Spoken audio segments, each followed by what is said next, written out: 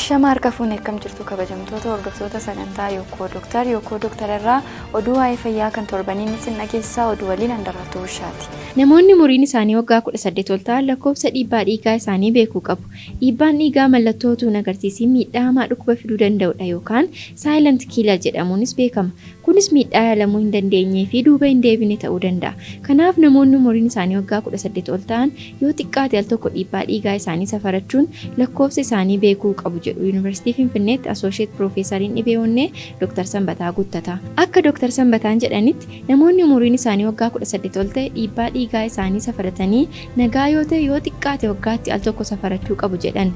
Namoonni dhiibbaa dhiigaa ol ka'aa qabaachuun isaanii beekame immoo akka haala isaaniitti hakiimni isaanii kallattii kaa'een yeroo yerootti ilaallachuu qabu jedhan. Namoonni qoricha irra jiran ammoo qoricha isaanii akka addaan hin kunne jechuun gorsa isaanii Yookoo Doctoritti himaniiru. Saayintistoonni vaayirasii turuu hepataayitiis gosa C argatan badhaasa Noobeelii badhaafaman.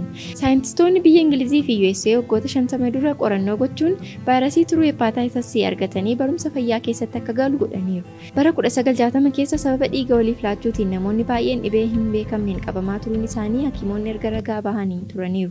Bara 1972 saayintistoonni kunneen vaayirasiin haaraan turuu namaa miidhu tokko akka jiru adda baasuun talaallii fi qoricha akka oomishamuuf gochuun namoonni du'arraa akka baraaramaniif sababa ta'aniiru jechuun badhaasa kana akka kenne koreen badhaasa kanaa hime. Vaayirasii turuu hepataayitiis C'dhaan yeroo ammaa namoonni miliyoona 70 akka qabamanii fi namoonni 400,000 waggaatti sababa vaayirasii kanaan akka du'an beekamaadha. Naannoleen godinaaleenii fi magaalonni baay'een daangaa ittisa vaayirasii koronaa keessa akka jiran himame. Lakkoofsi namoota vaayirasii koronaan qabamaa jiranii fi du'aa jiranii akkaan dabalus namoonni baay'een sababa garaagaraa kennuun ittisa vaayirasii koronaaf xiyyeeffannoo kennamaa jiru dagachuun ofis ta'ee namoota biraa saaxilaa akka jiranii fi rakkoo sababa weerara kanaan dhufu akkaan hammeessuu akka danda'u ogeessonni fayyaa sodaa guddaan dhaamaa jiru. Haaluma kanaan namoonni utuu hin dagatiin eeggannoo hunda kanneen akka haguuggii afaanii funyaanii sirnaan fayyadamuu, harka ofii qulqulleeffachuu fi fageenya keenya namarraa eeggachuun dirqama keenya ba'achaa dhibee kana ofirraa ittisuu akka qabnu ogeessonni fayyaa dhaamsa dhaaman.